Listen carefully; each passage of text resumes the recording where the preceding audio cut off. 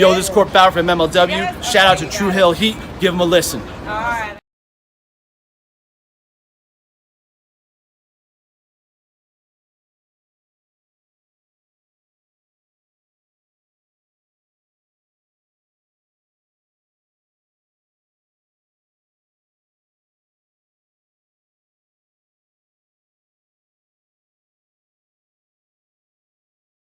This is M-Dog20, Matt Cross, and you're listening to True Heel Heat.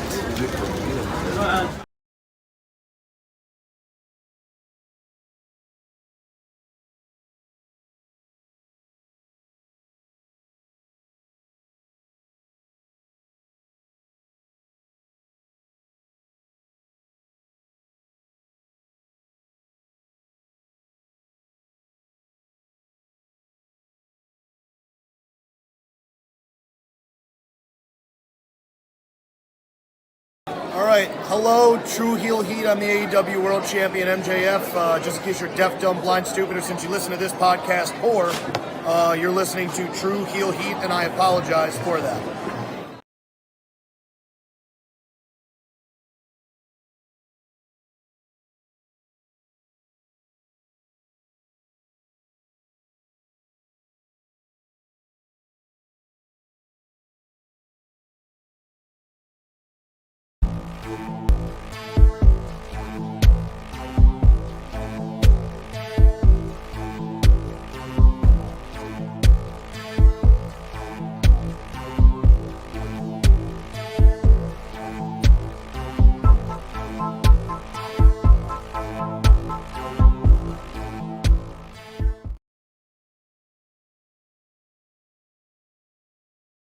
Hello, hello, hello. It is me, your True Hill Phenom SP3. We are live on the True Hill Heat YouTube, Facebook, and Twitter for our NJPW Lonestar Shootout 2023 review.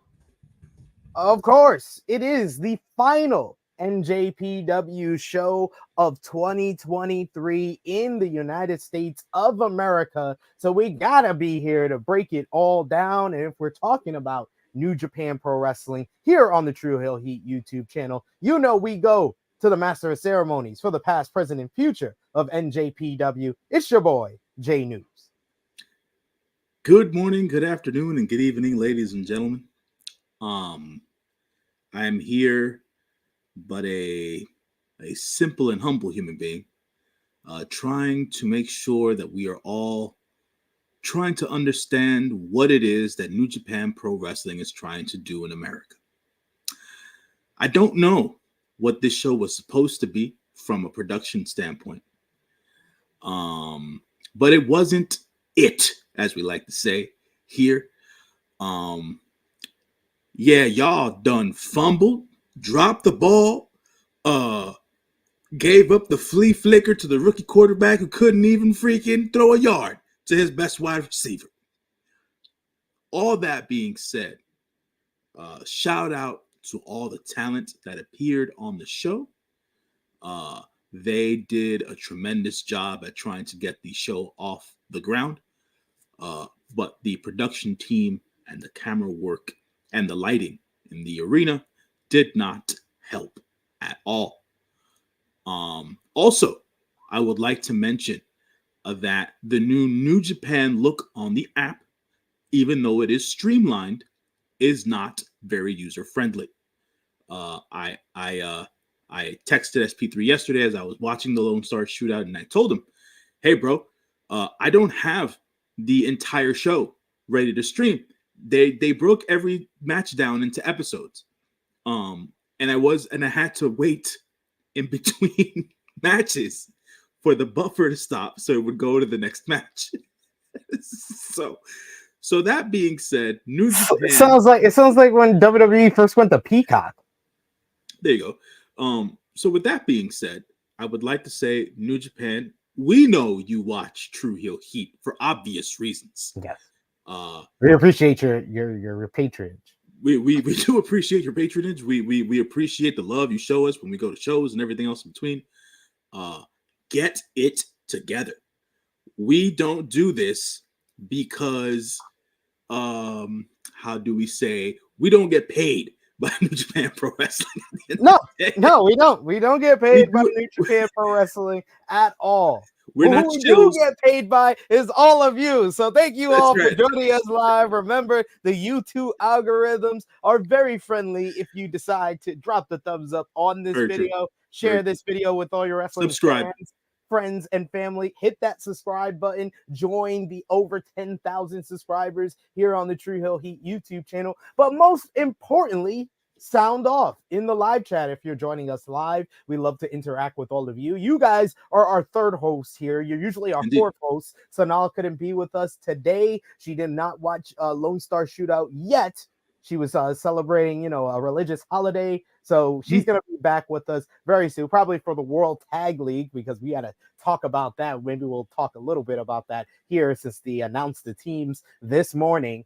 But we love to interact with all of you in the live chat, so we'll try to highlight as many of your comments as possible. But most importantly, because New Japan does not pay us, we need your super chat donations. We are a self-funded channel here. We do this for the love of the game, but we also appreciate all the support that you guys give us to keep the train moving, and you do that with a super chat donation. Any dollar amount matters, and we will highlight it on screen, and we always appreciate the love and the support.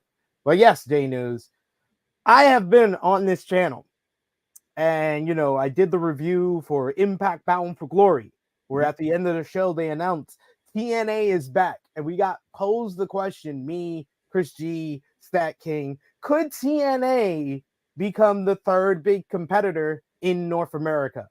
And people in the chat were like, yeah, some people were like this, that, and the third, and I felt like I was the only person that was like, well, no, like New Japan, it's the third biggest promotion in North America. Despite it being the first biggest promotion in Japan, it's already, in my opinion, over the last 5-6 years, established itself in the United States as the third biggest promotion.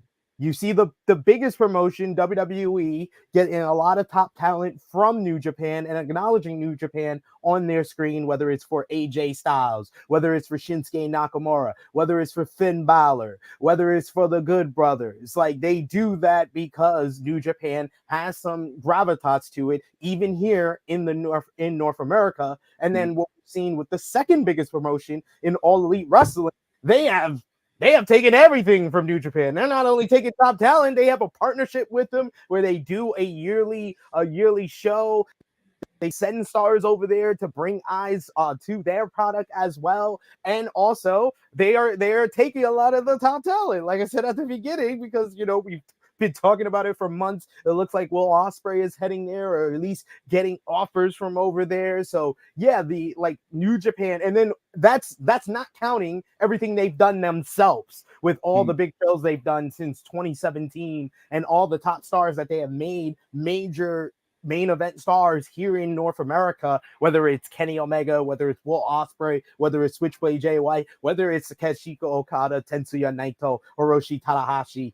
These guys are known as major top stars in the business because of New Japan Pro Wrestling. So that's why I put New Japan as the third biggest promotion in North America. All of that is to say that the third biggest promotion in North America shouldn't look like this shit. This was one of the worst production I have seen for a wrestling promotion. And I am a guy that is known for watching a lot of professional wrestling. But I have taken away from watching all the independent promotions that much. I've taken away from watching a lot of the lower production of the promotions. So I will say I've watched all the Impact shows this year, all the AEW shows this year, all the WWE shows this year. I watched a lot of All Japan Pro Wrestling shows this year. I've watched a lot of Pro Wrestling Noah shows this year. This might have been the worst production I have seen for a professional wrestling show, especially one that's supposed to be deemed as important for a top promotion, and especially the number one promotion in Japan. You should not be going over to America, and this is how your product looks. The matches, the performers, they did their job. The production just needs a complete overhaul next year. Yeah.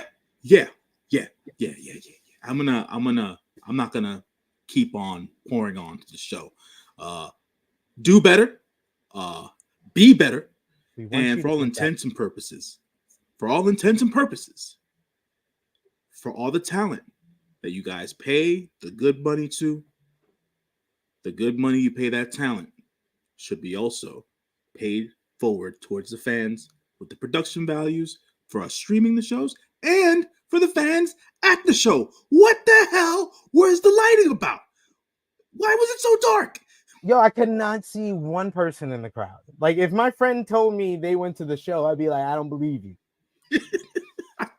Brother, I don't believe you. I ain't see you. I off camera, I was just telling you, halfway through the show, the majority of the crowd was empty seats. Through the darkness that I could see, the majority of those seats were empty. Yeah. And then half the show was damn near dead silence. Until Zack Sabre Jr. came through the curtain, I didn't know there was a crowd. You know what I'm saying? So that's what we get Zachy for. I don't know, man. The camera work. Yo, what's up? It was like the cameraman fell over at one point. Was it like during the main event? Not one point, a couple of times. And I'm pretty sure the hard camera is on like a crane. So I don't know what happened where they just fell asleep at the wheel of the crane and it just went. It was like focus on the two wrestlers are in the center of the ring and the camera just went to the right for some reason.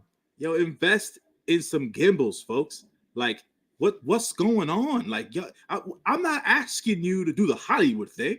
Like, I know you ain't got millions upon millions, but you got some money. You know what I'm saying? Like, what's up? What's up?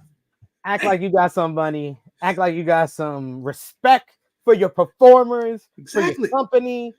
You gotta be better than this, New Japan. That's all we're asking for. That's all we're asking. Yeah, that's all it is. But yes, let us know if you agree with us in the live chat. But of course, we start off every pay-per-view review here on the True Hill Heat YouTube channel. If you're first time joining us for a pay-per-view review, we do these for WWE shows, AEW shows, NJPW, Impact Wrestling. So join us, hit the bell to stay notified whenever we go live for one of these. But we start off every one of these pay-per-view reviews with one word to give your overall thoughts of NJPW Lone Star Shootout 2023.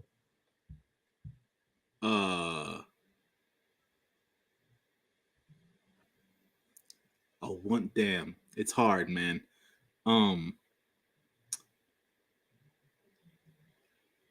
It was a good finish, right? Because it was a good finish. The last three matches made up for the majority of the show. Not that matches were bad, because I can't say that at all.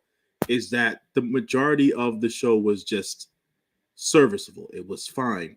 It was, in the words of MJF, it was mid. You know what I'm saying? And I think, to bring it back, I think it had a lot to do with what was going on at the venue, bro. Like, people feed off of energy. You know what I'm saying? That's why wrestlers are always talking about listening and hearing the roar of the crowd and getting inspired and motivated by that sort of stuff. If y'all ain't being loud for these folk, they ain't gonna be out here doing the Lord's work. You know what I'm saying? So it's like, what are we doing? What do you expect them to do, y'all? What do you expect them to do? We got Dolores joining us in the chat saying, hey, everyone. We got Safet in the chat reminding us, RIP Eddie Guerrero, 18 years later.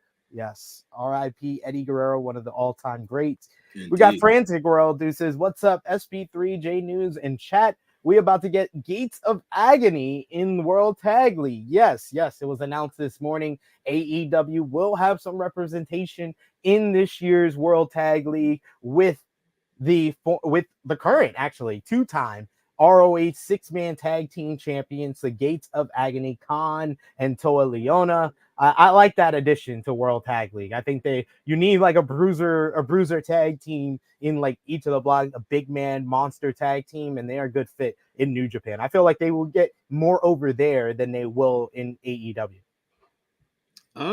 That's the hope. That's the hope. I am looking at the A block and B blocks of the World Tag League as we currently sit here, just to see who was on there. Good addition for sure. This is going to be another crapshoot tournament for me. Don't know where this is going I necessarily. said it from the beginning. I said my pick, but we'll save it for the preview. But I said my pick. The Young Guns. We got Safet. I love Suji. I know I love Suzuki and Nagata are a tag team. This is great. This is great.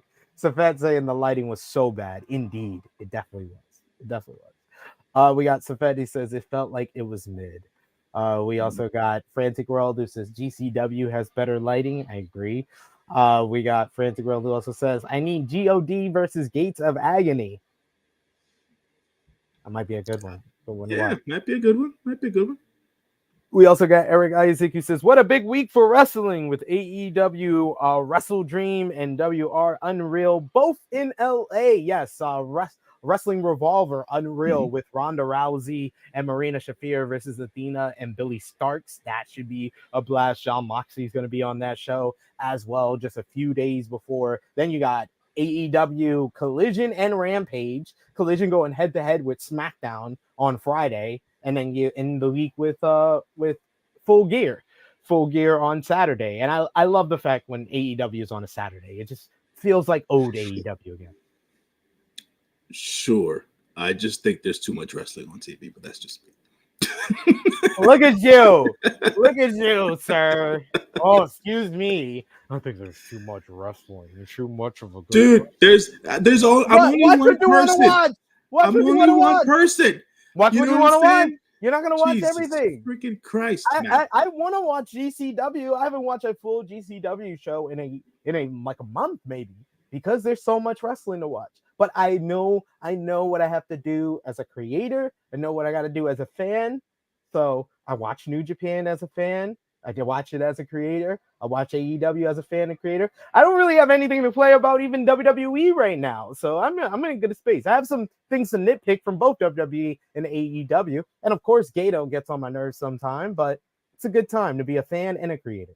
No. Look, listen, at the end of the day, I'm always going to be on the side of talent and the boys and girls having work, right? I'm always going to be on that side.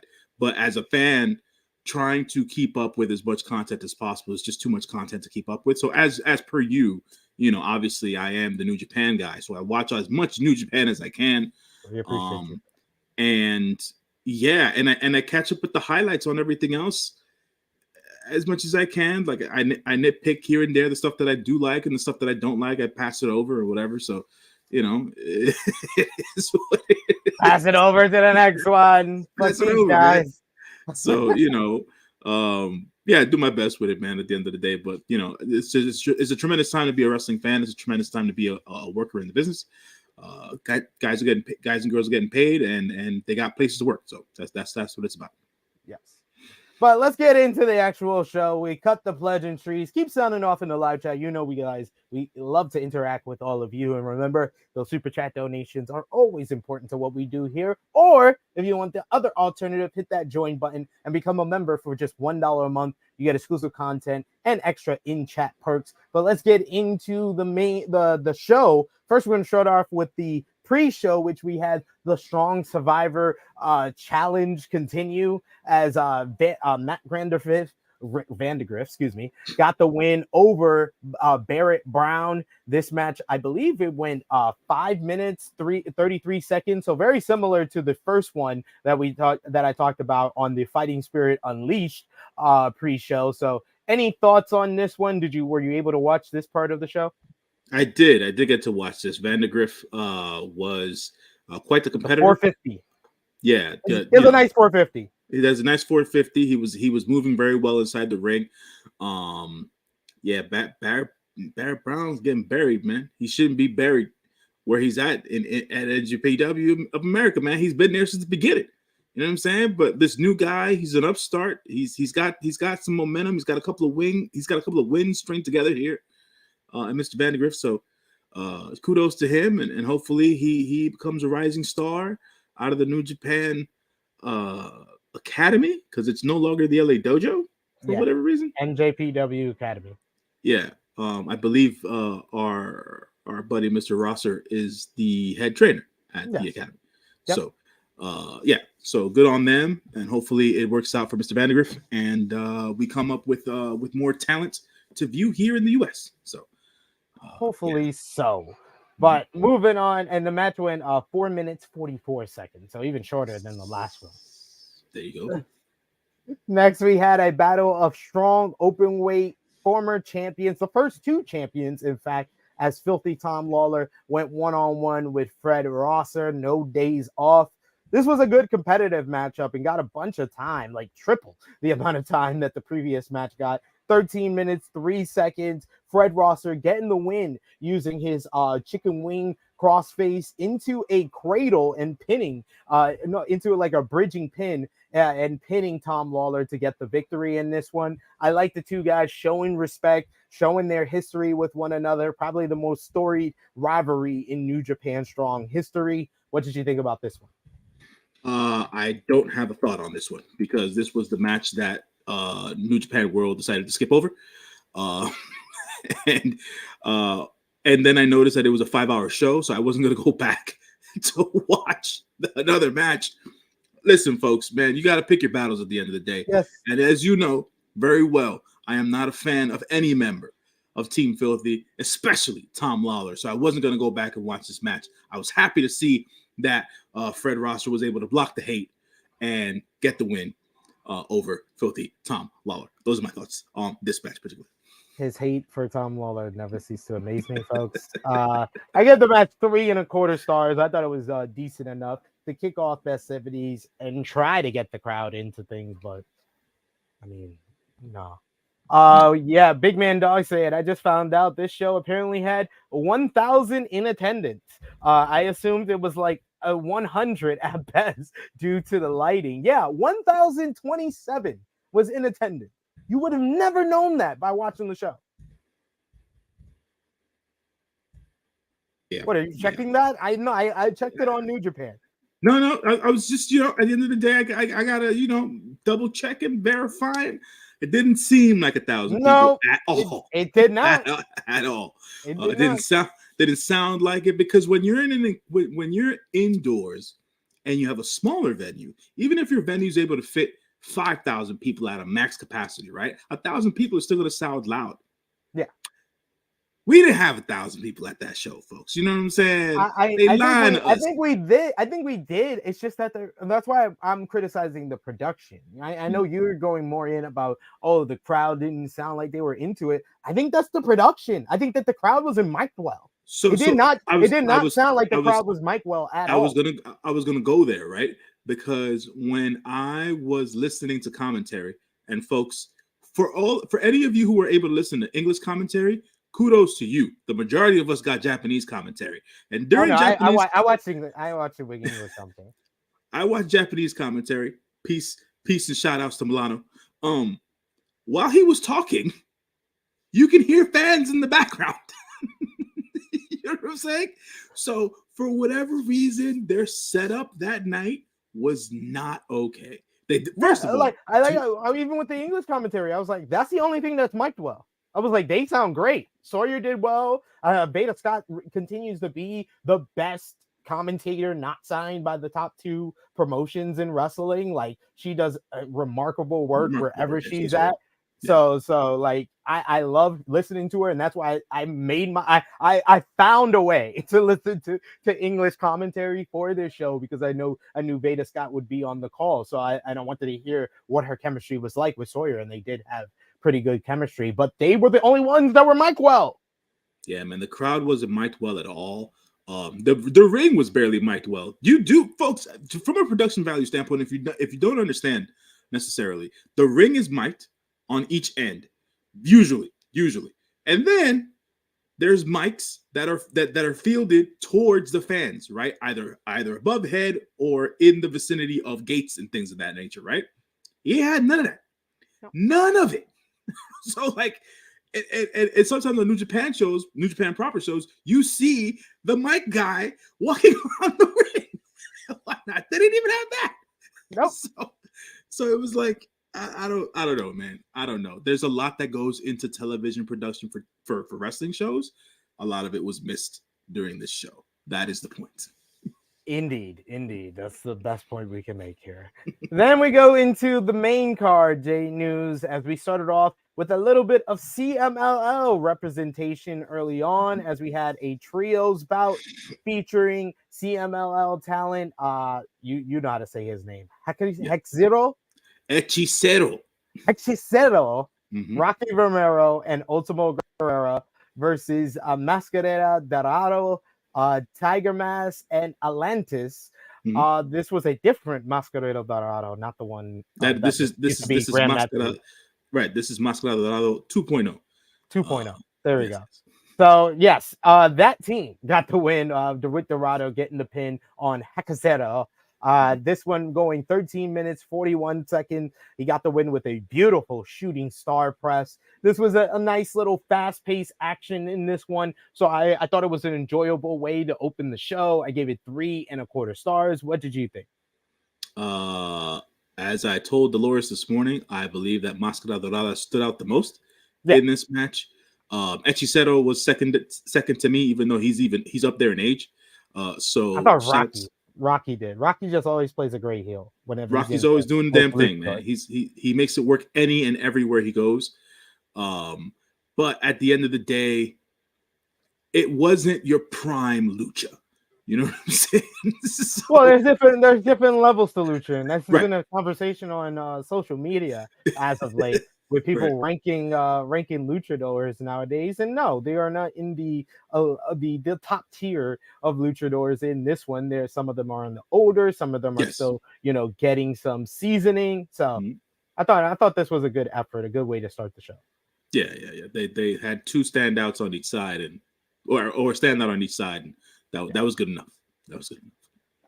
Next, we had another multi-man matchup. It says J-News loves these. It's 8-man tag team action as Home Tie, represented by the Intergalactic Jet Setters, Kevin the Jet Knight and Kushida, along with the Gorillas of Destiny, Tonga Loa and Tama Tonga, versus the Bullet Club War Dogs, Clark Connors, Gabe Kidd, and Alec Coughlin, and representing Bullet Club, Chase Owens.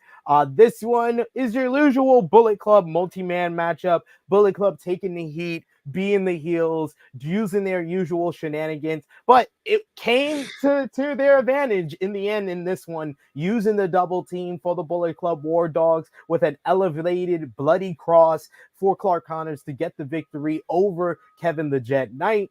I thought this was about fine. This was fine or solid for what you expect from a multi-man Bullet Club matchup. Kevin the Jet Knight continues to be a standout. His just agility is just something to watch, and it's always just like he gives you that wow moment whenever you realize how high he is jumping in the air. And the Bullet Club War Dogs, Gabe Kidd just continues to be the master of character work when it comes to this stable. Clark Connors continues to be great in the ring. Alex Coughlin's coming along, and Chase Owens is there.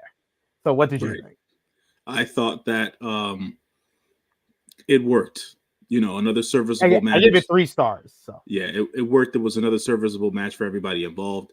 In this particular instance, I was right. Kevin Knight took the pin. It wasn't Chase Owens. So always gotta mention that. So wanted to throw that out there. But no, man, like I said, it's another serviceable match. The guys were there doing what they get paid to do. All these multi-man matches on these cards, is to make sure that the good brothers get paid. So I'm all for it. I'm all for it. It's like, as long as my brothers get paid, I ain't mad at you.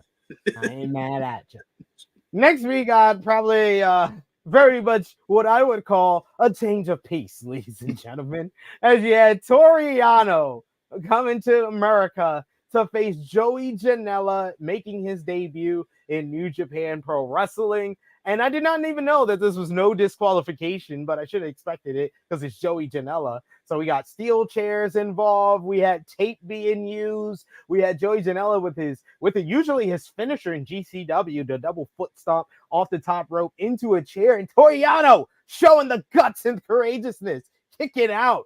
You had Toriano getting his hands taped together, but in the end, he's used to stuff like this. He low blows Joey Janela, rolls him up for the 1-2-3. Schoolboy Toriano gets the win. 9 minutes, 29 seconds. Not how I expected. this debut for Joey Janela in New Japan Pro Wrestling to go, but it's what I should have expected because it's Joey Janela in New Japan Pro Wrestling. What did you think? I give the match 2.5 stars. I just, I wanted Joey to win because Joey loses enough everywhere else. So I was like, you know what? It's his first appearance on New Japan. Hopefully he gets a win. He didn't get a win. But if there is a cardinal rule in professional wrestling, is that you do not challenge Yano to a no DQs match. It never works, folks. It just never works.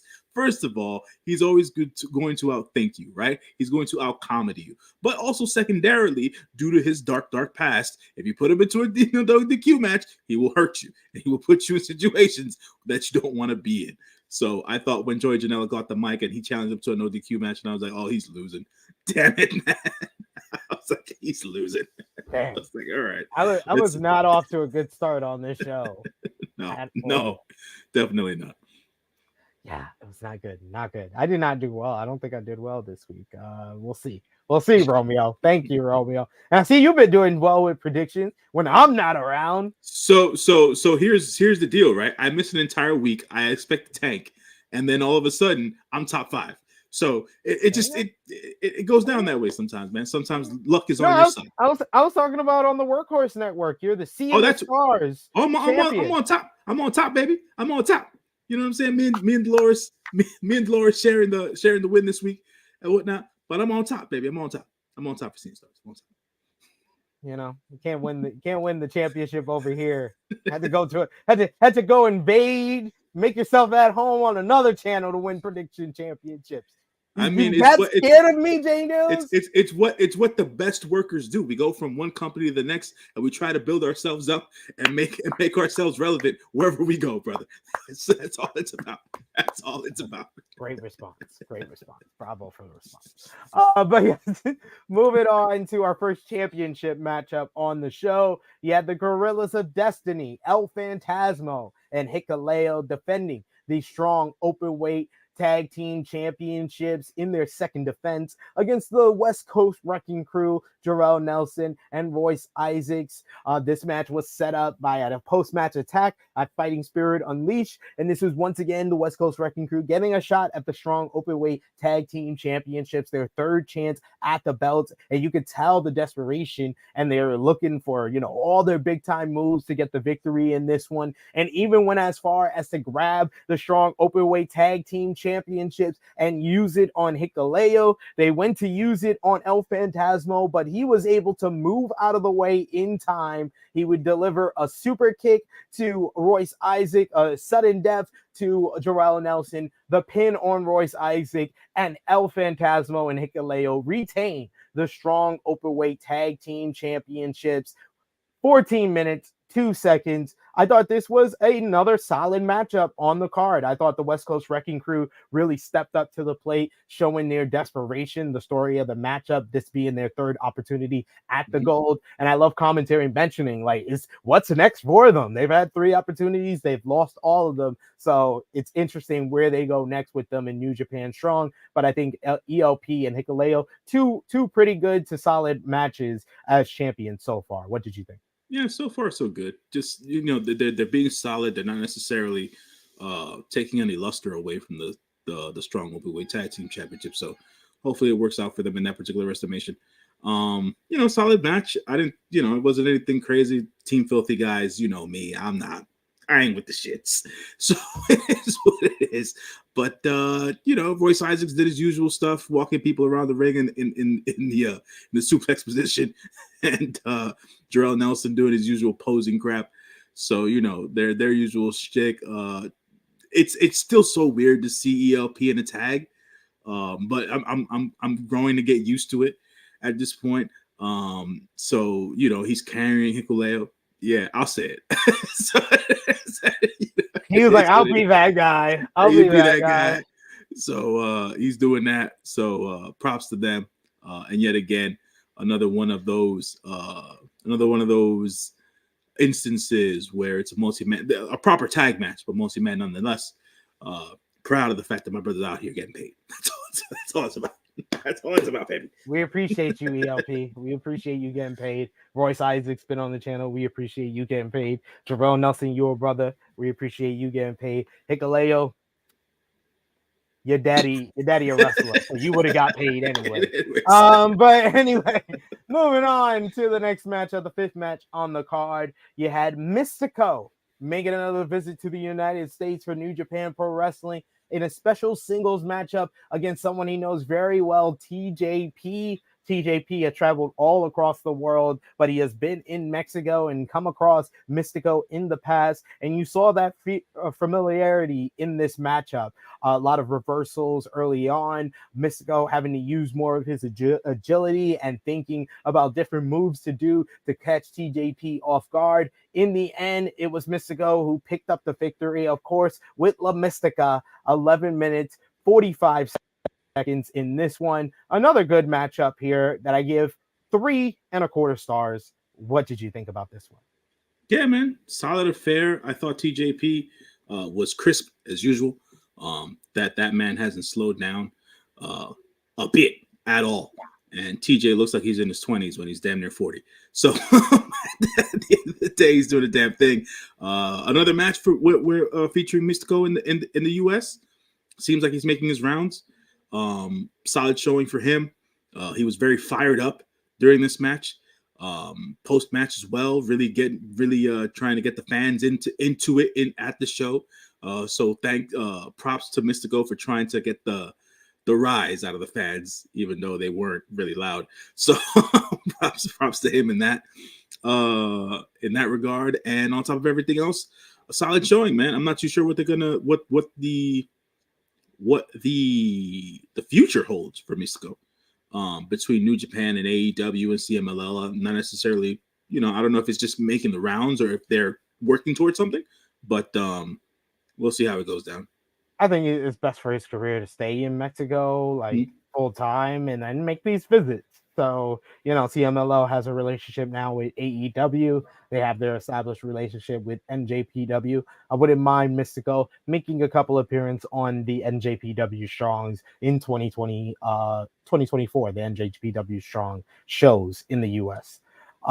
Next, first, I wanted to highlight this comment here from Dolores. Said, I expected more from this match because I know they could have turned it on, but it was okay still. I kind of got what I expected here. They're in the middle of the card. There's no real storyline here, so I didn't expect that much from this matchup. I got what I expected, really.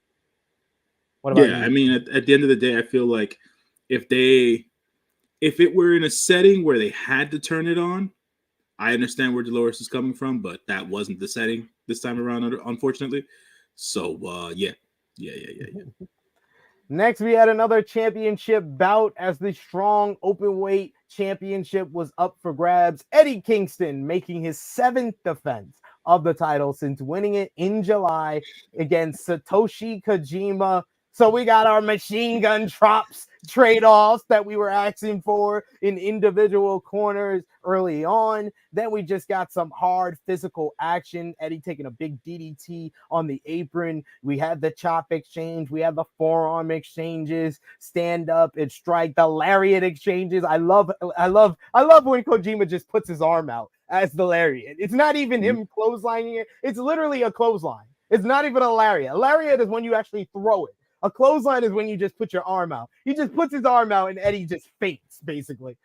Eddie, though, would eventually, make his comeback, hitting some big half-and-half suplexes before the Hurricanes. He hit 3, then a big Northern Lights bomb, got a 2 count. He would hit him with another Hurricane, and then the Northern Lights bomb again. 1, 2, 3. Eddie Kingston retains the NJPW Strong Openweight Championship, his 7th successful defense. What a run for Eddie Kingston that he's been on, winning the championship, winning the Ring of Honor World Championship. Eddie Kingston, fighting champion, might have been one of the best characters of 2023 so far, showing respect to Kojima. But after the match, there was no respect for Eddie Kingston and his celebration after getting the big win over the former IWGP IWGP Heavyweight Champion as that damn gay kid once again attacks a champion from behind. This time it is Eddie Kingston, someone that he has a lot of history with from their times in the UK when Gabe was coming up. And now Gabe, he's a grown-ass man, and he says David Finlay told him to get bodies or belts, says he's going to get both. So I don't know. Does this set up maybe Gabe Kidd and Eddie Kingston for Wrestle Kingdom? Can they fit another? Right now they have 8 matches for Wrestle Kingdom. Usually Wrestle Kingdom, you're looking at about 10. Like all the major shows towards the end of the year, the 2 Destruction shows, Power Struggle, all 10 matches. Right now we got 8 matches. I don't see why not. If you're not going to have the IWGP Women's Championship matchup or NJPW Strong Women's Championship matchup, at least get the Strong Openweight Championship on the card. I feel like this will be a match that will be presented to us during the World Tag League final. So we'll get that there. That's my opinion. I don't necessarily know. I think the Bullet Club War Dogs are going to the finals, so I don't see that happening. Yeah, I don't. Yeah, no, no. But yeah, that's my call for it. If this goes down at Wrestle Kingdom, cool, great. For both Gabe Kidd and Eddie Kingston at the end of the day, right? Being at that grand ass show. So if it goes down that way, cool. It'll be a big month for Gabe Kidd, man. December 16th, he's got that match versus Will at Rev Pro. And then a couple of weeks later, he gets to face Eddie Kingston at the fucking Tokyo Dome. Imagine. That's a big time. That's big time for Gabe, man. You know. So and Eddie too, man. And Eddie too. Fighting champion Eddie Kingston is definitely one of the best characters of 2023. I agree with you there. What he's been able to do both on ROH and New Japan Strong, for everyone's hatred or for the internet's hatred of Eddie Kingston, like he's been able to elevate both belts. Who hates Eddie Kingston? Yeah, there are people who really don't like Eddie on the internet. If you pay attention to the hate, I pay attention to the hate. I don't pay attention to hate. I'd stay away from negativity and toxicity. There's a lot of love for Eddie out there too. Don't get me wrong. But the hate that's out there is like, yo, this shit is unnecessary, folks. So for the haters, he has put these 2 belts on the map. No disrespect to Claudio, man. We all love us some Big Swiss, but Eddie's just been a better ROH champion. He just has. You know what I'm saying? It's the personality. It's Eddie. You know what I'm saying? Yeah, exactly. It's Eddie. Alan Weinstein saying happy Eddie won, but I wanted more from here too. I mean, it went nearly 11 minutes. I could have done with like 10 more minutes, and I think it would have been a better matchup. I gave the match 3.5 stars, but definitely if you expected or wanted more from that, this one is a little bit more understandable if you wanted more than the last matchup, in my opinion. Sure. But at the end of the day, it's like this is the trend of the entire show. If they wasn't getting that energy. I don't care about any energy from the crowd. I don't care about any feelings J-News had about this next one, because this was what I wanted and I got every bit of it. Zack Sabre Jr.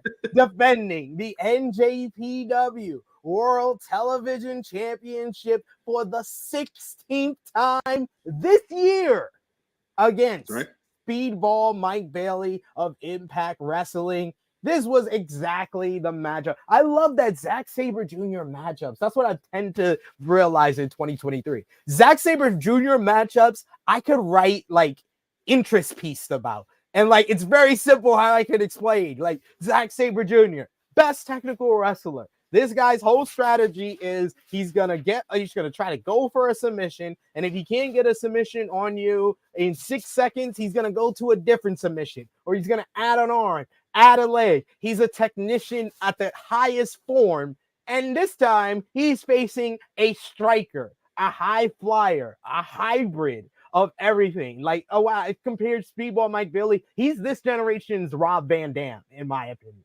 So the Speedball Mike Bailey that's high praise, man. That's high praise. He is. He That is definitely high praise. is. And this man showed why, because he just knows when to hit the strike, when to go for the high flying move. And Zack knew how to reverse certain things and go after the legs and the toes and trying to crush the toes. Like, I was like, I've never seen that. I was like, everybody always goes for the fingers, but against Speedball, who wears no shoes, yeah, go for his fucking toes. The strike exchange where they just like, it was like Zack Sabre Jr. did his usual thing where he was really trying to like goat Speedball into it, because he had Speedball down and then he started kicking him. And Speedball's like, nah, hell nah. He like got the fuck up. He was like, nah, you ain't about to kick me, bro. That's my thing. That's my thing. It just starts straight mollywopping him with the kicks. And then Zack Sabre Jr. is like dodging stuff. The sequences that they had were just so smooth, so flawless, reversal after reversal, strike after strike. It was just so beautiful to watch. And it's how they just, yeah, it got more gritty, more aggressive, more vicious towards the end of this matchup. And that led all into the finish where you had, first you have Speedball hit the Ultimo weapon on Zack Sabre Jr., which only gets a 2 count. Early in the matchup, he tried for the moonsault knees and Zack got his knees up. So he thinks about it. He starts thinking like Zack, and he's like, I'm going to fake the moonsault knees. I'm going to put you on your back, on your stomach, and then hit the moonsault knees right to your fucking spine. Then he goes for the tornado kick and probably looking for the flamingo driver or another Ultimo weapon. But Zack just says, nah, I'm going to catch you in midair. Catches him in an armbar. He changed the armbar into a disarmer. He changed the disarmer into a Google Plata and then starts bending back on the fingers. They're like, the desperation is there because you have the urgency with the calls of 30 seconds. Then he gets the arm and he's bending back on the fingers. 10 seconds. Then he fucking puts his pinky back. One of them, like one of the most gruesome finishes of 2023 right here. Like I've been praising this finish, but it makes me sick.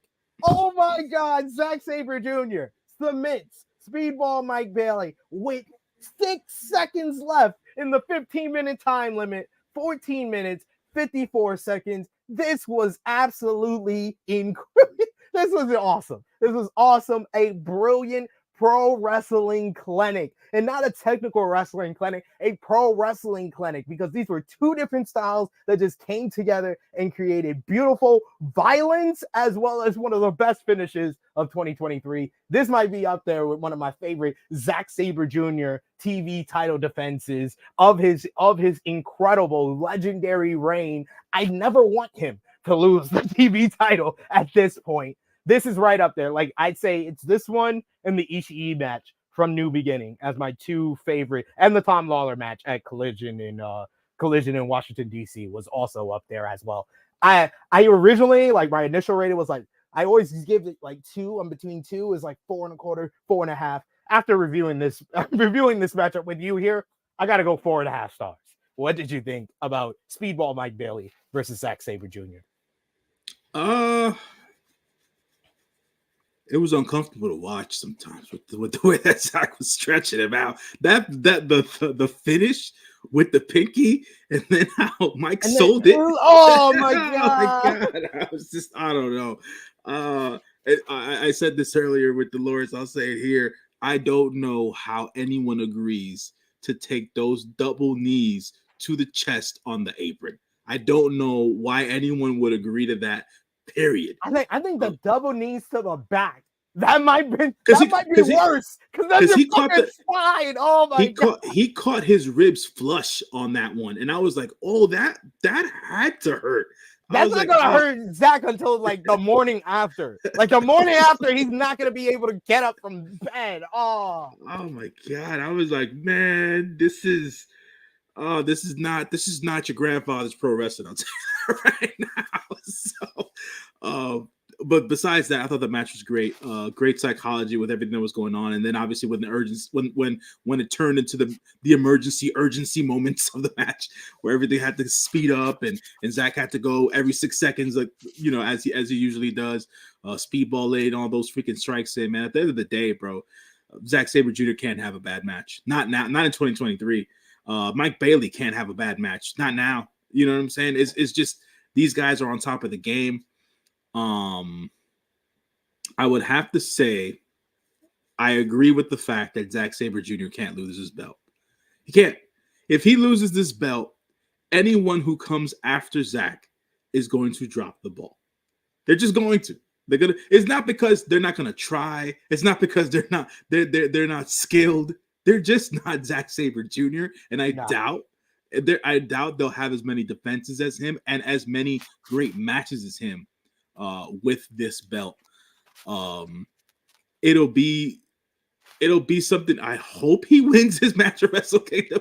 Honestly, at this point, you need something like completely different as the next challenger. And like I always say, when you have a long reign and a legendary reign like this one, it's all about putting over the next guy. So it kind of like hit me like the light bulb when you're talking Yota Tsuji. Right. Yota Tsuji should be the one that dethrones Zack, because then with this 15-minute time limit, you could have 2-minute matches with Tsuji. He just hits the Gene Blaster, and that's it. Like, you need to make this different than that, pulling it all the way at the end with 6 seconds left, like this matchup, or the numerous matchups where we were saying that was kind of like the theme of the Zack matches at a point, was it was always going into the last minute, and that sense of urgency always helped out those matches, but it was getting a little redundant with it. He hasn't done it in a while. That's what made this one stand out. But like you need something completely different. And I think like Tsuji wins, and then he's having like, instead of 15-minute time limit matches, he's having like 2-minute, 5-minute matches and just going through folks. Yeah, Tsuji gets the Goldberg run for sure. Yeah, Tsuji gets the Goldberg because it works at the end of the day. Yeah, I think that would be pretty cool, and it would allow Zack to go. I'm not sure where Zack would go from there, but obviously he would go up. So I mean, I guess whatever the secondary title is going to be after they have that 3-way match at Wrestle Kingdom, right?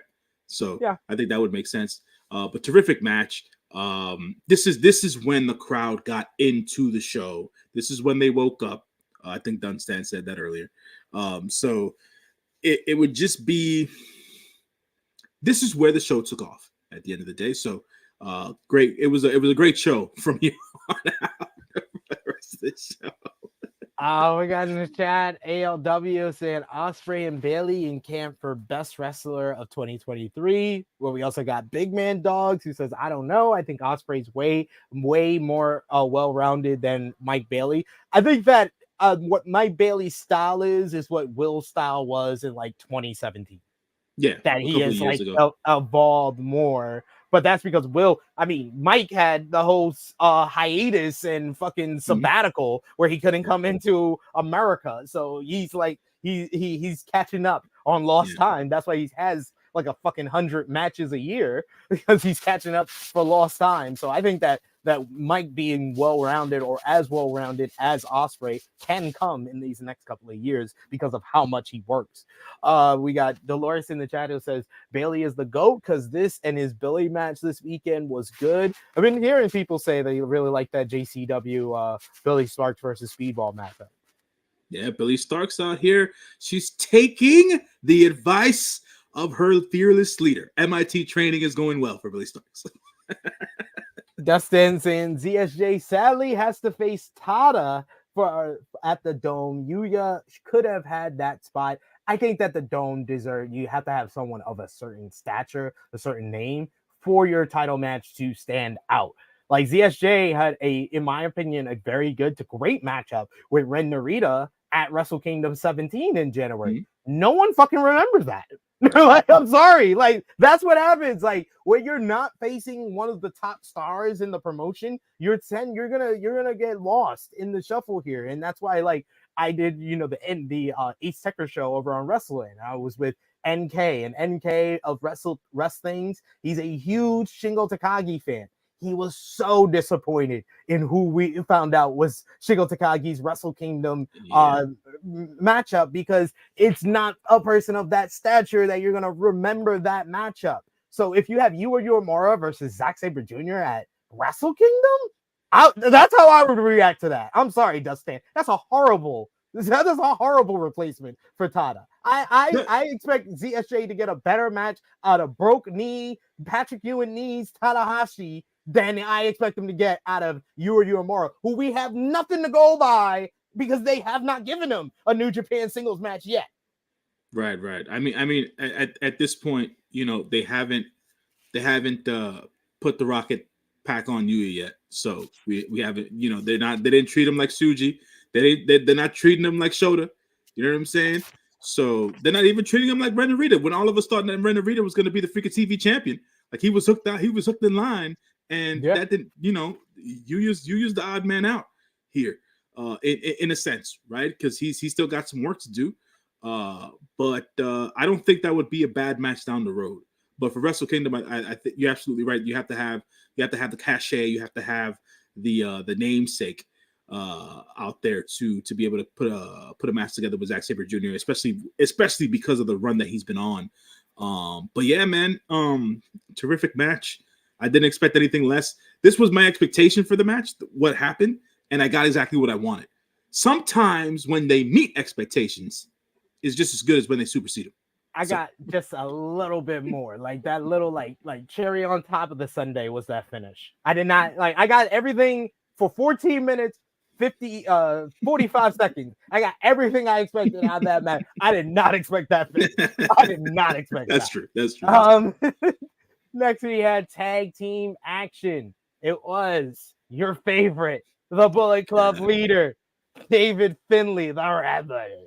You're teaming up with Kenta to face John Moxley and Wheeler Yuta of the Blackpool Combat Club. This is what you would expect. You have the Bullet Club with their usual heel shenanigans going behind the referee's back and whatnot. And then you have the Blackpool Combat Club, who is very aggressive, hard-hitting, and hard-hitting paid off for them in the end as it came down to Moxley being in the ring with Kenta. And whenever he's in the ring with Kenta, it seems to end the same way. Death Rider, 1, 2, 3. John Moxley gets his hand raised as the victor. Moxley and Wheeler Yuta win this matchup for the Blackpool Combat Club. 12 minutes, 48 seconds. I gave the match 3.25 stars. What did you think? Yeah, no, listen, man, at the end of the day, I didn't expect David Finlay to get pinned in this match, obviously, due to what he's going to do at Wrestle Kingdom. You didn't enjoy it because David Finlay didn't get pinned. No, not necessarily. I felt like I was going to mention this. John Moxley looked like he forgot his wrestling gear, rolled out of bed, and went to the arena. So that's how it went down. Sometimes how he looks like, 50% of the time. Yeah, and so shout out to Wheeler Yuta. I think I'm probably the only wrestling pundit in the world who gives him any love. So at the end of the day, shout out to Wheeler Yuta for being in the match and showing some heart at the end of the day. Yet again, another one of those matches where it's lackluster Kenta, and to continue to see this and watch this, right? It's just like, do you have to book him? Do you have to at this point? Like, can't you just pay him while he sits at home like the WWE does the Good Brothers at the end of the day? So it's like, like, I don't need this anymore, man. Why are you so hard? Why are you so hard on him? Come on. Why are you so hard on him? We named this week's Ace Techers episode Gato. You're not going to make Finlay a thing. Yeah, no, he's not. Look, man.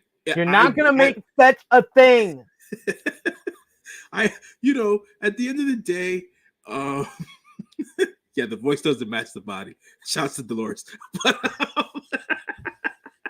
But look, man, it's like I said on the review last time, on the preview before that, this has got to work. This has got to work. If they were really aiming to have David Finlay go over, obviously you have the dude get the pin in this tag match, even if it is over freaking Wheeler Yuta at the end of the day. You got to make him look like a badass. You know what I'm saying? It was like, you're not doing that. He's the one that needs the building, Gato. Like, yo, I broke it down on Ace Techers this week, and I said it on our review for Power Struggle. They just didn't do the work before he became the Bullet Club leader, and they haven't really done the work since he's become Bullet Club leader. So it just feels so forced at this point. Mm-hmm. They're forcing him down our throats, man. Feels like that big dog mentality all over again. All for the mid dog. The mid dog. That's right. That's right, Next, man. That's right. next we have what many are calling also what they thought was the match of the night. Mm-hmm. Stephanie Vacquez challenging Mayu Iwatani for the IWGP Women's Championship. Stephanie Vacquez, both the CMLL Women's Champion and Women's Tag Team Champion. Mayu Iwatani, one of the most decorated women's wrestlers in the world today, won every single title pretty much in Stardom. And this one was basically a showcase for Stephanie Vacquez, who showed that she can also work a pretty good heel. Like, I did not see this in the Mercedes Moné matchup because she was a little bit of an unknown. So I felt like Mercedes took on more of a role of a heel in that matchup and just showcased her as like a babyface and what she could do in the ring. This one, she showed a lot of more attitude, a lot more aggression. I love the spot where Mayu hits her with the strike. She's about to run off, but Stephanie Vacquez holds her by the hair and snaps off a beautiful German suplex that Mayu lands on the back of her neck and then back into the ropes and sells it like death. No one sells offense like Mayu Iwatani. Mayu Iwatani is like top 5 all-time facial expression selling ever. Like, she just does this. But this one was physical. You had the big drops on the back of the head with the suplexes. Mayu hitting the big dragon suplex at one point. But Mayu just really overwhelmed Stephanie Vacquez in the end with this one. Big super kick, followed by a tombstone power driver, and then finished her off with the big moonsault press to retain the IWGP Women's Championship. 11 minutes, 28 seconds. This match, I gave 4 stars. A great match between these two women, showcasing what these women can do. And give me more Stephanie Vacquez in the United States of America. AEW, make that call. That's that second person from CMLL you want to get on AEW Rampage to get some people to watch that show. Do it again. Damn right, what did you think? Exactly. I texted SP3 that last night. I'll need some more of that Stephanie Vacquez on my TV wrestling. God damn it. She's good, man. That girl good. That girl good. She carried the match. That's the reality of the situation. She carried. Yes. For a good portion of the match, she carried it because she was being the aggressor. That's all I mean by that. She was being the aggressor the majority of the match. So No, she wasn't carrying the matchup. Listen, I'm sorry. There is no women's wrestler ever that I pay attention more to when they are taking offense than Mayu Iwatani. Mayu Iwatani was the emotional grip of the matchup. Stephanie Vacquez was doing moves, but the moves don't matter if you don't have Mayu Iwatani selling it like she does. She knows how to sell the hell out of everything, but at the end of the day, it felt like she squeaked by in this match. All praise due. The story of the match. Exactly. That doesn't mean that Stephanie Vacquez carried the matchup. From a physical and offensive standpoint, your yelling is not going to do you any freaking good here. Word. Because she did not carry no Mayu Iwatani. From a physical and work standpoint, she did. Mayu told the story through her freaking facials and her freaking selling. What's the problem? I'm giving her a freaking credit. She still shouldn't be IWGP Women's Champion. Let's be real. Okay? Stephanie Vacquez should have won this goddamn match, but she didn't. Mayu out here talking about she's going to defend this belt some more. Let's hope that she does. All right? Let's hope she does. Because at the end of the day, this belt means absolutely shit right now. Okay? They need something to bring this belt back up. That's all I'm saying. I need more Stephanie Vacquez on my TV. And what else is there for me to say? Oh yeah, there is more for me to say. For all intents and purposes, right? I think that what SP3 had said in the previous match, in terms of the IWGP Women's Championship being on Wrestle Kingdom, I think it's a good idea. But will it happen? Is more or less the question at this point. It's not gonna happen. Yeah, it's not gonna happen. They literally said on commentary that she's defending it on the Stardom show before Tokyo Dome. Oh God. You know, I don't give up on stuff. I can't give up on this because it's new. It's relatively new, right? The IWGP Women's Championship. It's relatively new. Where's Stu in the chat? Choco say Stu. Where's Scott E wrestling? Dustin. Justin, you just commented. You said when Mayu gets to defend, you get quality. That is a great comment because that's the truth. Yeah, I'm not saying it was a bad match. Can someone else share my outrage that this motherfucker just said Stephanie McCare carried Mayu Iwatani? The fuck? Okay, right. Fair enough. Fair enough. That's like if Nick Wayne has a matchup with Adam Copeland and Nick Wayne takes most of the offense. That's, Nick Wayne, he carried the matchup. That's basically what you're telling me. To Dunson's point, he's right. Gato and Rossi don't care enough at this point. I am not saying that Mayu had a bad match. It's not what I'm saying. I'm not saying that she's not deserving of all the accolades that she's had in her entire career. She's badass. I loved her. I still love her. But for this instance, I just felt that this happened in this match. That's all. But she did what she was supposed to do in the match. She squeaked it out. Because Stephanie McCare is a legitimate contender. She told the story. That is exactly what she did. That's all I'm saying. Thank you, Peter. That's all I'm saying. That's why I am outraged. And that's why he put the LOL at the end of the damn goddamn statement. Mayu Iwatani gets carried by no one. No, he's laughing at your wording. No. You can say Stephanie McCare took the majority of the offense and the physicality in the matchup. Yes. That is a correct statement. But to say Stephanie McCare carried the match, that's what you said. I did say that. That is outrageous. That is the most outrageous thing you have said on True Hill Heat ever. Actually, absolutely not. That is not most. Yeah, that's not the most outrageous thing ever said. That's like you have entered Top Guy JJ territory. No, chill out. Never put me on that guy. Yo, you would have thought I said his mother or something. Like, don't do that. Chill out. Don't put me there. Chill out. Yo, that was J-News version of don't do that, Skip. Don't do that, Skip. Oh man, no, but it was a great match nonetheless. Cases, look, I usually don't walk my words back. If I'm mistaken, let me be mistaken. I am human. It is what it is. But at the end of the day, they got to do more with this goddamn belt, bro. First of all, second point. Who is the New Japan Strong Openweight Women's Champion currently? Julia. Sorry. There you go. Okay, because for some reason I wasn't seeing it. I'm sorry, I wasn't seeing it for some reason. So yeah, I mean, is she gonna defend at that Stardom show too? I don't know. I thought they were saving Julia and Mercedes for that show, but I don't know if Mercedes gonna be at Tokyo Dome. They haven't announced anything yet. You would think they would have announced it by now if they were gonna do that. So I have a rough feeling about Mercedes, man. I have a rough feeling about Mercedes. What, you think she's going back? Yeah, man. I do too. I do, man. It just everything. Even though I don't think that's the best thing for her career. Me neither. But we're not her.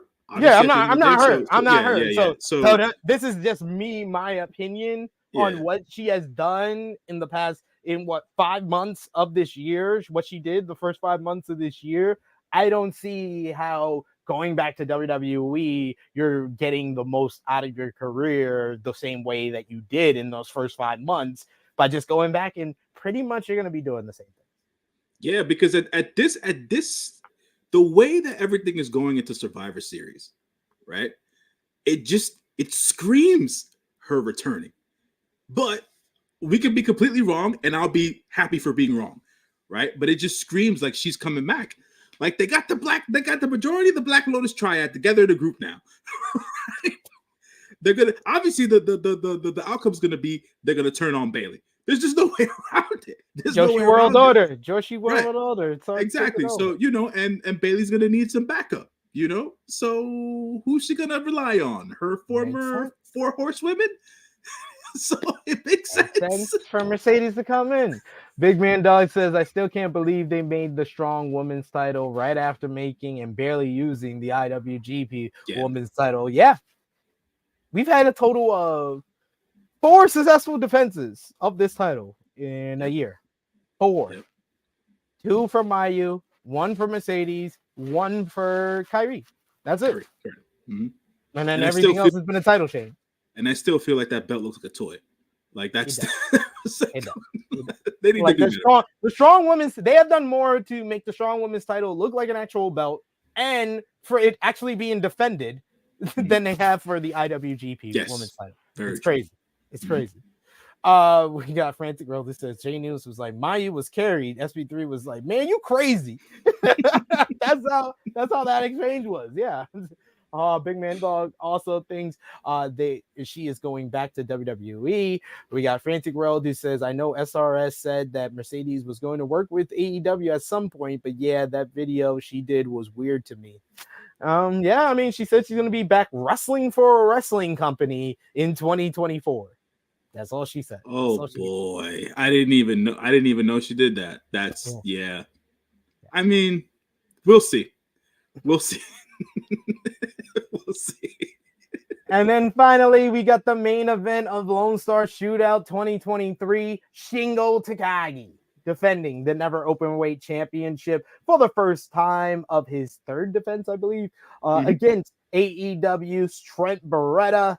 And this just completely exceeded my expectations, honestly, because they turned out and just got this physical war out of nowhere. Trent pulls out a table. He pushes the referee down, delivers a big DVD through the table in the corner. He picks up the table piece and tries to use it, but Shingo reverses that, and he starts beating him over the head with the table piece, busting Trent open. Trent just really became like an underdog babyface fighting from underneath after this. Desperation throughout. Then Shingo would really just put him down, but then Trent made a very compelling comeback towards the end of the matchup, hitting the Dude Buster for a 2 count, hitting a Got Style power driver for another close 2 count. But Shingo Takagi is just too much. He would hit the big Made in Japan. He hit a Made in Japan off the top rope at one point, and then finally the Pumping Bomber, followed by Last of the Dragon, helps him retain the Never Openweight Championship. Post-match, he showed his respect for Trent and said that he wants to wrestle him again. And then he also made a challenge to anyone on the NJPW roster to face him for the Never Openweight Championship.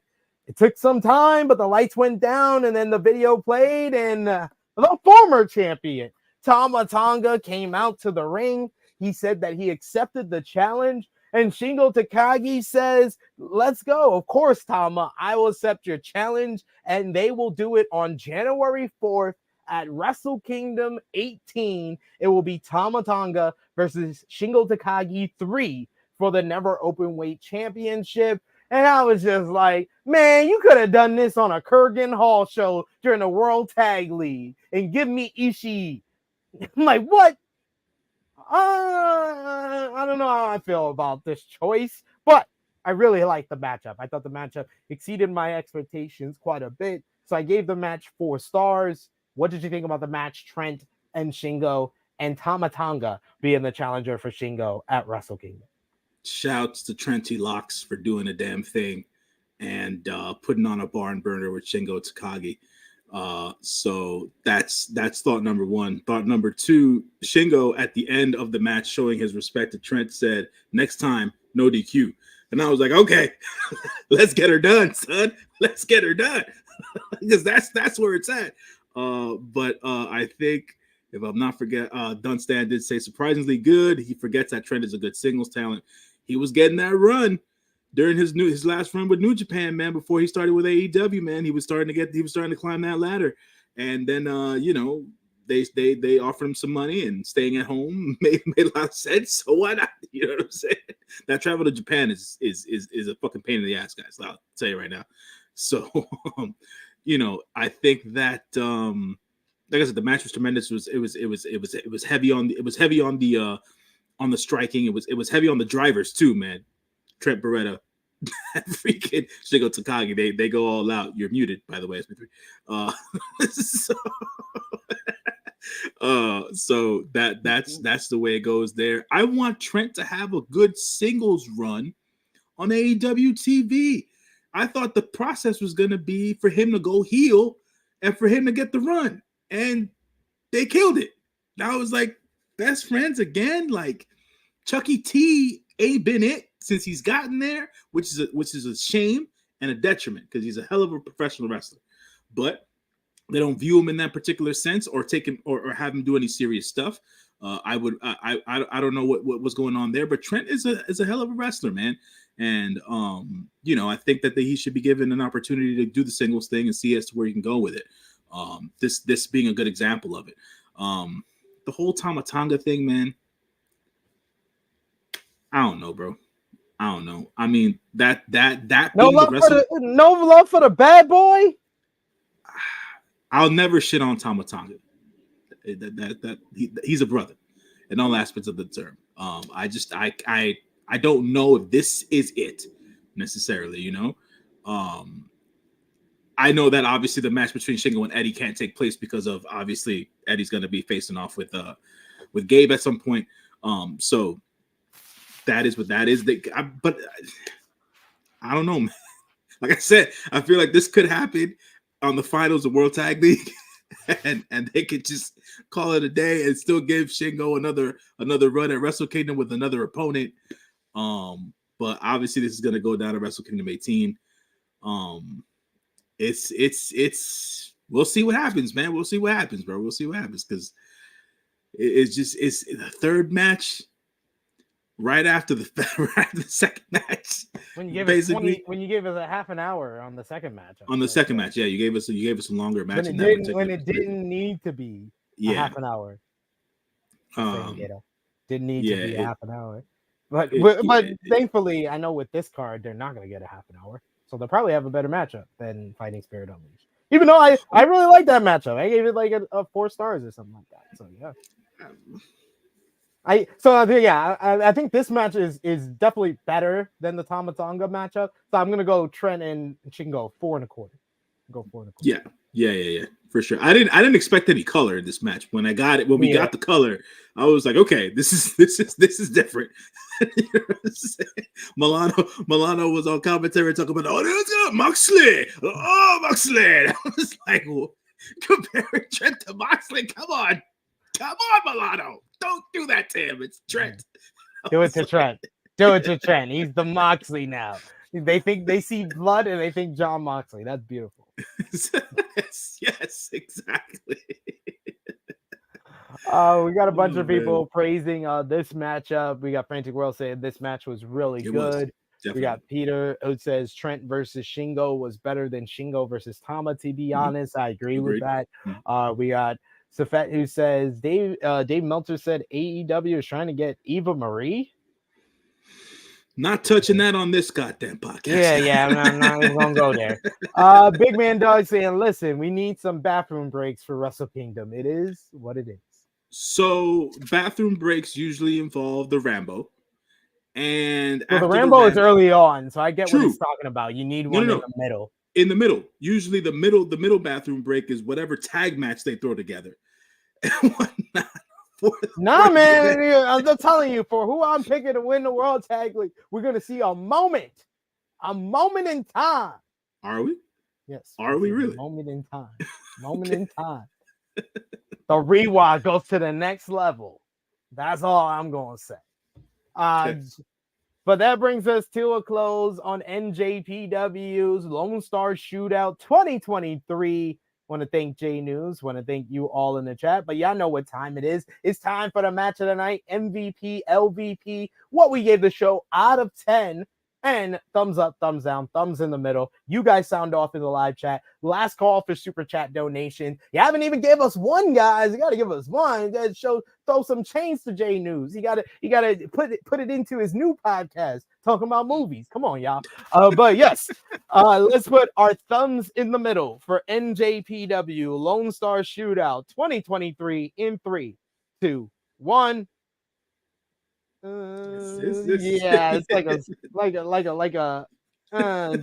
just barely passing. What would you give the show out of 10, J-News? A rousing 5.75. Wow, that is disrespectful to Zack Sabre Jr. and Mike Bailey. No, because the 5.75 came from the last 3 matches at the end of the day. Look, guys, look.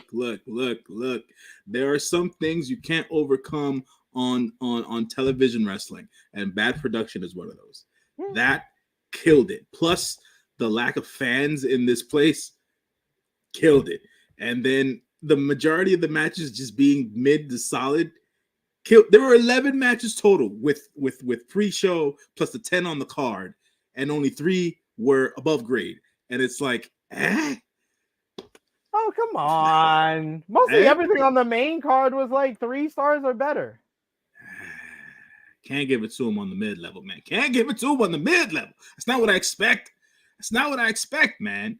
It's not what I expect. And yes, Dunstan, absolutely. What the fuck is this show? What business does this show have being 5 hours? What business? Come on. That too. Yeah, they do run those US shows just as long as the Japan shows when they really don't have the same amount of talent. It's weird. I'm gonna go 6.5 out of 10 because of the strength of the last 3 matches. Like I said, I think everything on the show was at the very least solid. I think my lowest star rating for a matchup was like 2.5 stars, and that was for Yano and Janela, which I did like a little giggle during the matchup, so that counts. But yeah, the last 2 NJPW shows in the United States have been the worst. Like they started off, they set the bar very high for themselves, and the NJPW Strong USA shows have followed the same trajectory of the WWE Premium Live events this year. We started the year off on a high where we were on like a streak of like 2 shows back to back, 3 shows back to back, 4 shows back to back of good to great shows that you were enjoyable. They stood on their own, but they also played into what's going on with New Japan. And then like the summer happened, and you could give or take All-Star, All-Star Junior Festival and Multiverse United. You can give or take those ones, but like the fall came and they just completely dropped the ball on their US shows. So hopefully they have a little bit more consistency throughout the 12 months of the year in 2024. But yeah, definitely Fighting Spirit Unleashed and Lone Star Shootout were the worst of their US shows this year. I feel like the need to overcompensate for the amount of matches on the card, I think needs to go. Like they don't need to fit in 10 matches on a card anymore. Like that to me is just like, why? For what?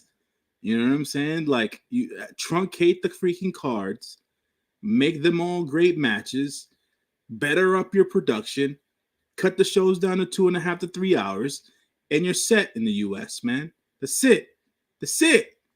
Forget the rest. The 5-hour show should be Wrestle Kingdom. Your 5-hour show should be Dominion, Power Struggle, or whatever the case is. And I think this clocked in at 4. This clocked in at 4 hours, but yeah, still too long. Doesn't need to be that long at all. But what was your match of the night, J-News? Match of the night had to have been Speedball Mike Bailey versus Zack Sabre Jr. That was definitely the match of the night for me. Those boys put on a clinic, man, and you can't forget what 2023 has been for Zack Sabre Jr. and Mike Bailey. It's just been a great year for both those guys, and they put out a hell of a match here at Lone Star Shootout. Yeah, Dustin saying I'm gonna sound like an ass, but they should cut down on US shows next year. If the quality is gonna drop, then they don't need to do shows after the G1 in the US. They don't. Like just do what you did, the same schedule you did, but don't do Fighting Spirit Unleashed, don't do Lone Star Shootout, because the production quality wasn't good on either show. And the crowd seemed like it was good turnout for both shows, but you didn't showcase that crowd at all. We got Big Man Dogs who says, I have ADHD. I can't sit through some of these lower card matches. I totally understand. Because if they don't matter, why are you watching? But yeah, my match of the night, definitely Speedball Mike Bailey versus Zack Sabre Jr. One of probably my favorite, right up there with the Ishii match for Zack Sabre Jr.'s TV title reign. who was your MVP for the show, J-News? That's a good question, man. Damn. You know what? For his strong ass showing and just for putting color on the map, Trent. Didn't expect that to go down the way it did. Trent MVP for me, making the hell out of that match with Shingo, and doing a damn thing and showing folks that he can be a tremendous singles competitor. I go with Trent as my MVP.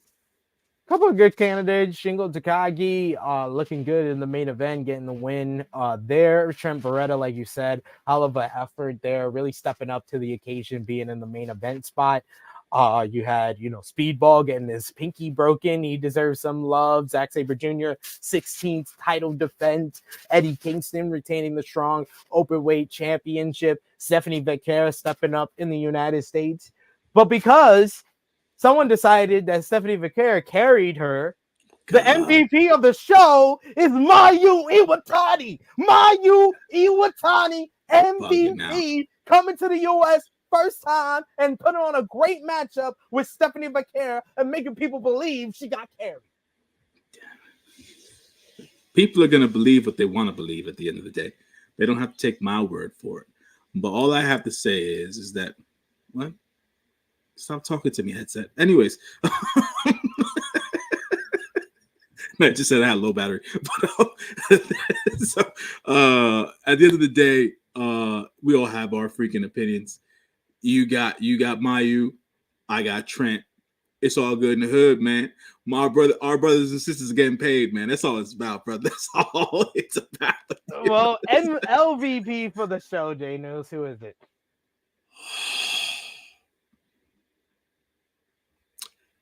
Yeah, I'm gonna do it, man. I'm gonna do it. Because at the end of the day, it's Gato's fault.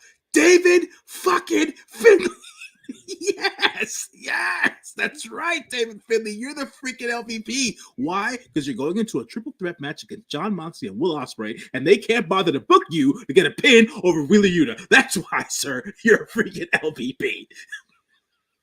My LVP for the show is an individual who made their debut with NJPW.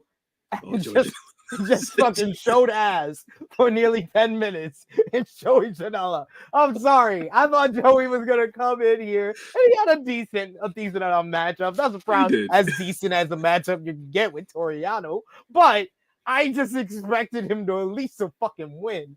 When he lost, I was just like, yep, that's the LVP. That's LVP. That's a damn shame. That's a damn shame. J-News, thank you as always for joining me to discuss some NJPW New Japan Pro Wrestling. Of course, you can let the people know where they can follow you on social media and when they will see you next time, sir. You can follow me on the socials at John L. YFNMG. That'd be Twitter/X, Instagram as well. What else? Facebook, TikTok. Yeah, I got it all now, folks. I got it all because I got the podcast up and running. I do my movie and show reviews up on there as well. I fixed my profile as SP3. Gladly advised me to do that, so that folks can find me. Via my first name or via my shoot name, and then also J-News, the moniker. So there's that. So yeah, man. This week, I believe I posted the reviews last night. They should be up on the audio airwaves for the holdovers and the Marvels. So I'll get the promo stuff out. Mid. It wasn't bad, but it was mid. We need to do a TV podcast, me and you, because I watch way more TV. You watch way more TV, but you watch way more TV than I do, period. So I'm not, but low key, I want to talk about fucking low key, man. That's the best thing. Like the Marvel only did two great things this year. I'm sorry for fans of Quantum Mania. They only did two great things this year. Guardians of the Galaxy 3 and Loki season 2. Yeah. That's it. Look, at the end of the day, you know how stretched 2023 is that 2023 is that I forgot that Moon Knight came out this year. Yeah. I thought it was last year.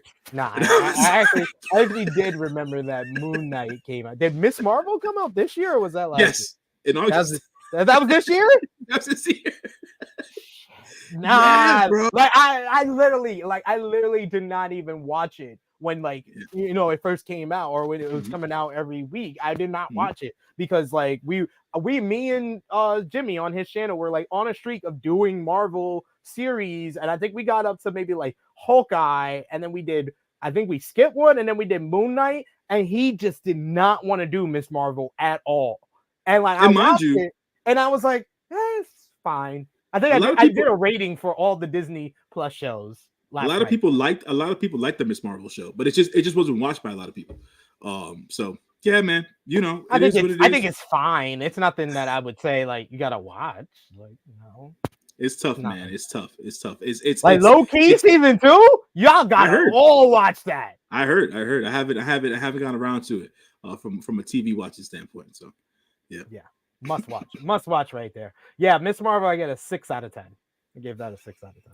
It's mid, man. It's mid. It's fucking mid. It was entertaining as hell, but the plot holes and the no consequences shit still gets on my nerves, and like the villains not being villainous as villainous as they can be.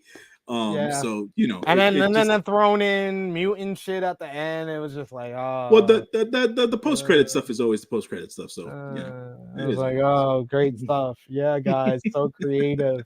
And I didn't think there was a good Disney Plus show since then. Like since I liked Moonlight, but I didn't think it was an overall great show. I was like, the last 2 episodes are the a lot of people they flunked on the finish and shit. And I was like, yeah, what do you they rushed these shit 6 episodes? No. Moon Knight is like the reverse. It's like slow as fuck and boring the first 4 episodes, and then the last 2 episodes are great. Yeah. Oh, that's interesting. But the majority of the people that I get love the first 4 and hate the last 2. Oh no! The last 2 is when it actually picks up and gets interesting and explains stuff. Interesting. At least it's better than She-Hulk. She-Hulk is like, I give that a 3 out of 10. That is awful. That is a fucking bad show. You cannot tell me like Baby Seth tried to argue with me. We had a whole conversation about TV shows, and I said She-Hulk is one of the worst abominations that has ever come across my TV screen. Like that's how horrible that show was, and how every storyline, even if it wasn't interesting, even if it was one that wasn't good, they just threw out the window in the last 5 minutes. It was just like, why did I even fucking watch this? Oh, this is why I stick to Apple TV Plus. But anyways, don't blame you. Just this saying, if we talking Marvel, sign me up. Hey, I'm here, man. I've watched all the Marvel Disney Plus shows. I've watched all the Netflix shows. I'm doing rankings, so maybe that'll be some content that we can do. You can find me over on the Twitter of the machines at True Hill SP3. You can follow the gang: Facebook, Twitter, Instagram, TikTok at True Hill Heat. The best way to support us when we are not here, patreon.com/True Hill Heat. $3 a month gets you exclusive content. Most importantly, the True Hill Heat Prediction Championship. Of course, predictions this weekend for AEW Full Gear. I'll be back with you on Friday for our AEW Full Gear preview. Of course, I'll be here on Thursday for AEW Dynamite review, AE Ramble with Jimmy. And you'll probably have to wait till then. But we got Elite Heat on Wednesday, watching AEW Dynamite with JM Punk and Chris G. But check out all the great content we got on the channel right now, like In the Stars episode 2 with me and Jimmy Rackerman breaking down the star ratings for Ospreay versus ZSJ, Brian versus ZSJ, Ospreay versus Speedball, and much, much more. We also got True Hill Heat 250 from this past weekend with myself, Miss Chrissy Love, and special guest, the great, the incomparable Emmy Award winner, John Alba, talking about AEW and Who is the Devil. We also got Serving Face and Heels from this weekend with Miss Chrissy Love and Stephanie Hype talking everything in women's wrestling. So check out all those great content. Me and J-News will be back with our World Tag League preview. But until then, for J-News, it is me, your True Hill Phenom SP3. This has been our NJPW Lonestar Shootout 2023 review. We are signing off until next time.